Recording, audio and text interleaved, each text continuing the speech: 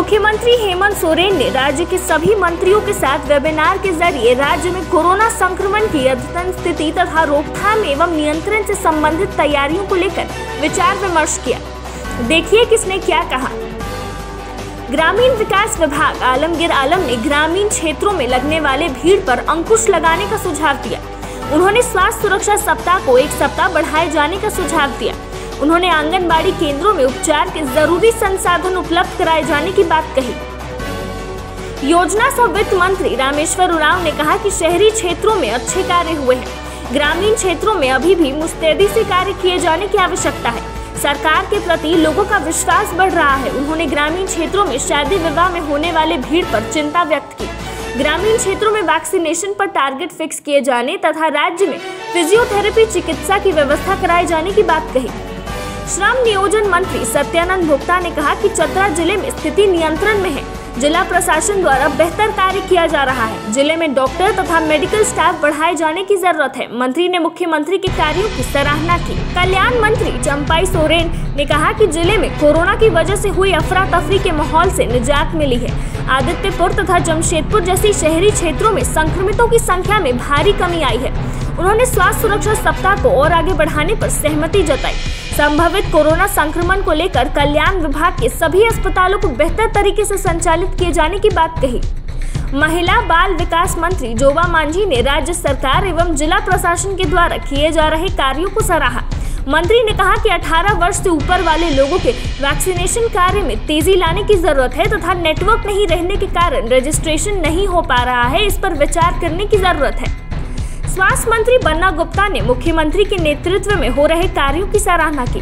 उन्होंने कहा कि मुख्यमंत्री की प्रतिबद्धता से किए जा रहे कार्यों की बदौलत राज्य विकट परिस्थितियों से निकल रहा है।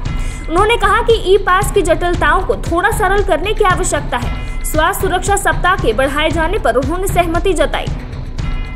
कृषि मंत्री बादल ने किसानों की फसलों पर उचित मूल्य नहीं मिल पाने पर चिंता जताई।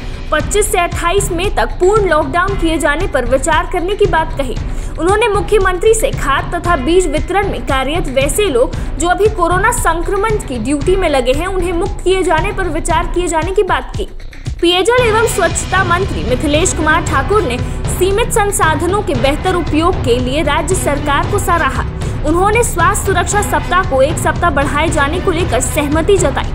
उन्होंने राज्य के सभी प्रमंडलों को कोबास RT-PCR मशीन की व्यवस्था करने में बात कही। उन्होंने FCI के प्रति नाराजगी जताते हुए कहा कि FCI तानाशाही रवैया अपना रहा है। धान क्रय केंद्रों पर किसानों के धान बिखरे पड़े हैं।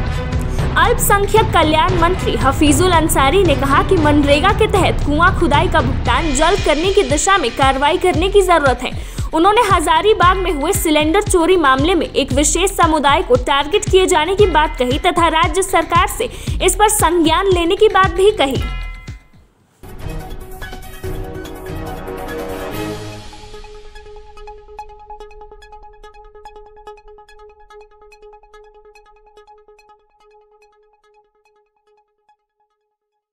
Welcome. You've never known. Welcome to a journey you've never imagined. Welcome to Arabia, Saudi. 2 गड्ढों वाले शौचालय के बारे में सुना है? हाँ? नहीं सुना? आइए समझाते हैं। देखिए 2 गड्ढा बनाइए। पहले वाला जब मल से भर जाएगा ना तो ये चालू हो जाएगा और साल भर के अंदर इसके अंदर जो मल है ये खाद बन जाएगा, इसे खाली कर दीजिए। इसी तरह शौचालय जो है वो आजीवन चलता रहे, न बीमारी फैलेगी न बदबू। और पैसे? अरे वो सेप्टिक टैंक से कई गुना सस्ता। हाँ, क्या समझे? शौचालय 2 गड्ढों वाला ही बनवाना।